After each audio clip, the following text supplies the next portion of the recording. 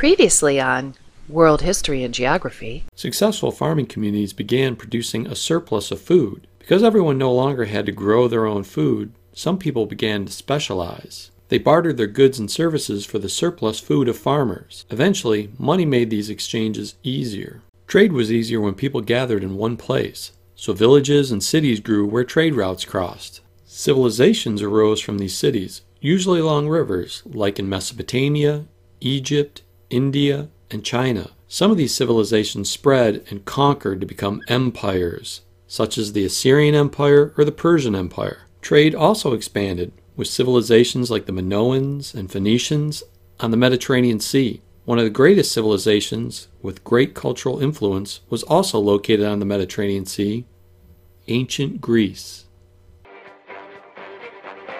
And now, when people think of ancient times, they often think of classical Greece. When people think of the Greeks, they often think of this.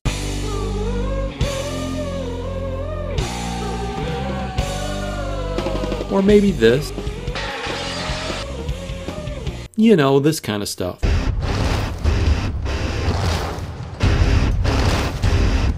Well, let's look at what the historians have to say about ancient Greece.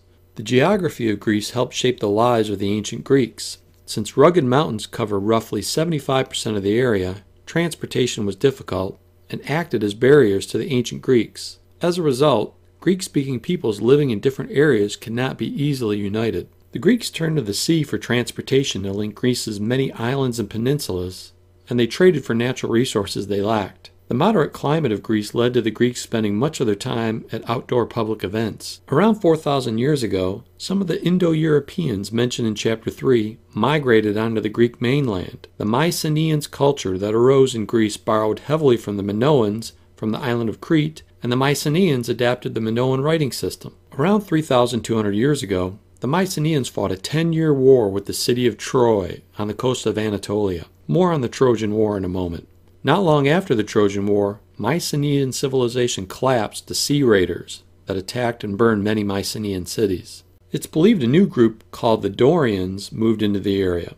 Historians don't know much about the 400-year period of the Dorians' control since they appear to have lost the art of writing, so no written records of the time exist. Lacking writing, the Dorians learned their history through the spoken word. According to tradition, a blind man named Homer— oh, I should have seen that coming. Homer composed epics, narrative poems celebrating heroic deeds. The Trojan War was the backdrop of his epic poem, the Iliad, as well as the Odyssey. The Greeks also created a rich set of myths or traditional stories about their gods to explain their actions and events in nature. In Greek myths, gods like Zeus and Athena often acted like humans and showed feelings such as love, hate, and jealousy. All that Percy Jackson stuff. We shouldn't think of ancient Greece starting out as a unified nation or empire. Greek life was centered around the city-state, or polis. The polis was made up of a city and the villages in the countryside surrounding it. City-states had maybe 10,000 people, and usually had a marketplace or an agora, and a fortified hilltop called an acropolis. The ancient Greeks believed in strong, healthy citizens, so festivals honoring the gods often included sporting events. The Olympics was part of a festival in honor of Zeus, when athletes from Greek city-states competed in many different events at Olympia.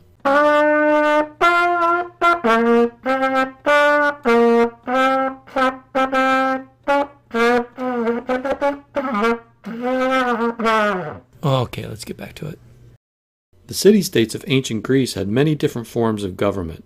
Some had a monarchy, a government ruled by a king, where power was hereditary, meaning it was passed down within a royal family. Some had an aristocracy, a government ruled by a small group of noble landowning families, where power was also hereditary. Later, some non-noble merchants and craft workers formed an oligarchy, a government ruled by a few powerful people. Athens, named after the goddess Athena, is probably the most well-known city-state in ancient Greece, in part because of their idea for government. For a short time, around 2,600 years ago, Athens had a direct democracy, a government where the people, actually just the free adult male citizens, participated directly in political decision-making, not through representatives. Each Greek city-state usually had their own army of soldiers carrying iron weapons, using the phalanx formation, where foot soldiers called hoplites stood side by side holding a spear in one hand and a shield in another.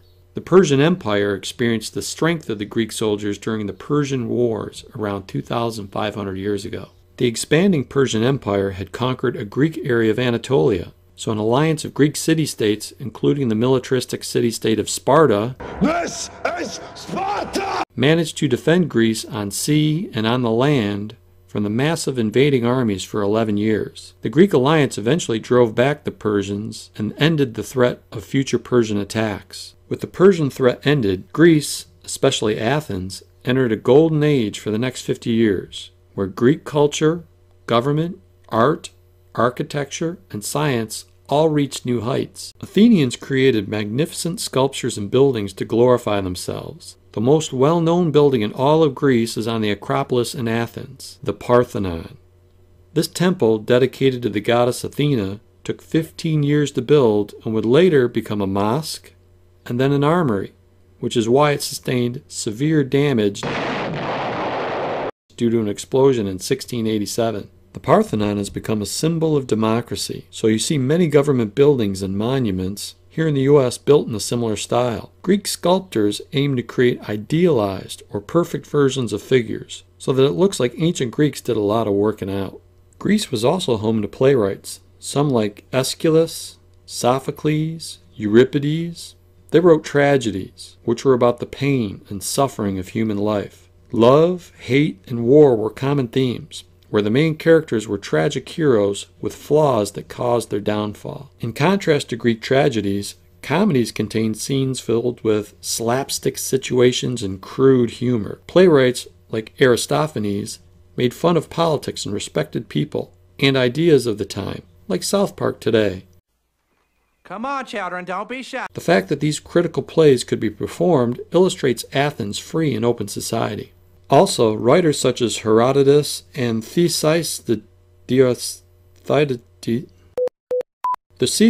pioneered the accurate reporting of events, which led to the development of the subject of history. History! I love history! Speaking of history, the history teacher asked the student, "Why aren't you doing well in history?"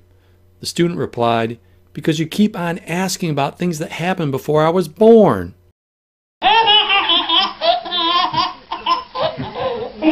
As Athens grew in wealth, prestige, and power, other Greek city-states began to get a little jealous. Bad blood between Sparta and Athens eventually led to the Peloponnesian War. How'd they come up with that name? Spartans! Sparta was located on the Greek peninsula of Peloponnesus, so historians refer to it as the Peloponnesian War.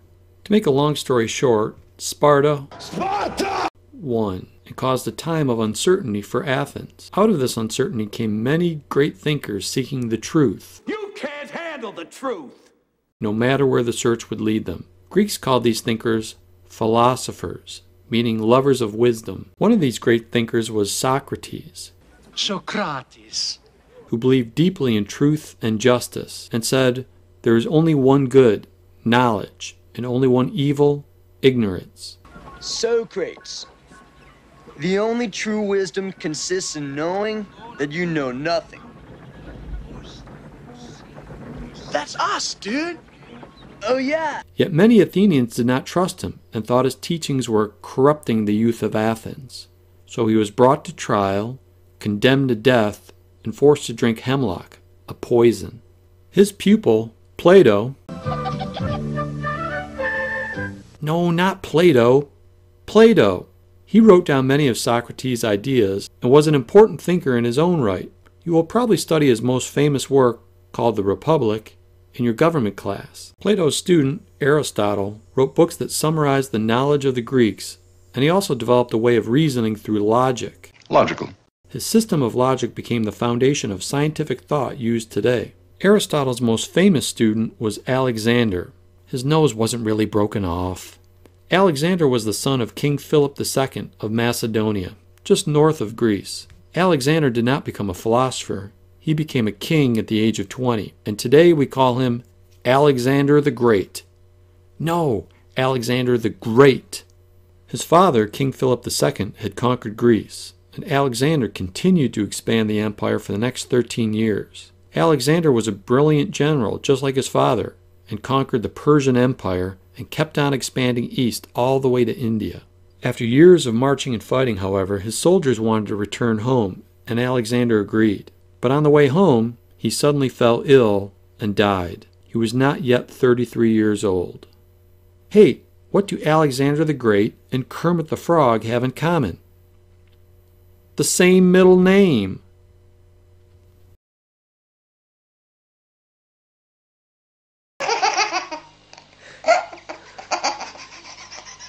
Three of Alexander's generals divided his empire. One ruled Macedonia and Greece, another took control of Egypt, the third became ruler of the lands that used to be in the Persian Empire. Alexander's empire was not long-lasting, yet it had a lasting cultural impact. After Alexander, the people of Greece and Persia and India, all the conquered lands, mixed together and shared ideas and culture. We call this resulting culture the Hellenistic culture. The center of this Hellenistic culture was Alexandria, Egypt, not to be mistaken for all the other Alexandrias named after Alexander the Great spread throughout the empire. Alexandria in Egypt had the first true research library. It held 500,000 papyrus scrolls containing everything known in the Hellenistic world. Astronomers used the observatory in Alexandria to look at and chart the stars and planets. One astronomer developed the idea that the sun was actually larger than the Earth, which no one had believed before. Regretfully, the astronomer Ptolemy incorrectly placed the Earth at the center of the solar system, which became the accepted view for around another 1,500 years. More on that in Chapter 22. Eratosthenes, who was the director of the library in Alexandria, amazingly calculated the circumference of the Earth. Yes, they knew the Earth was round. He figured out the circumference by observing shadows in different Egyptian cities and using his mad geometry skills.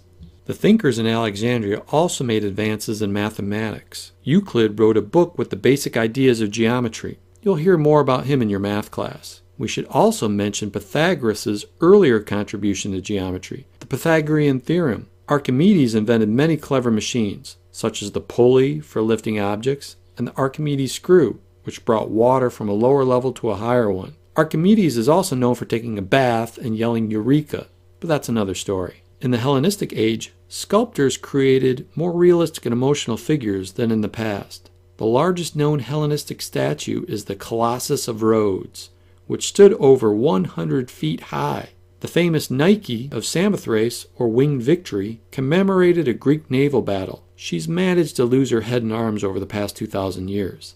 Around 2,000 years ago, the Hellenistic world was in decline, but the amazing Greek legacy would continue in the West, when a new city would take over the Mediterranean world.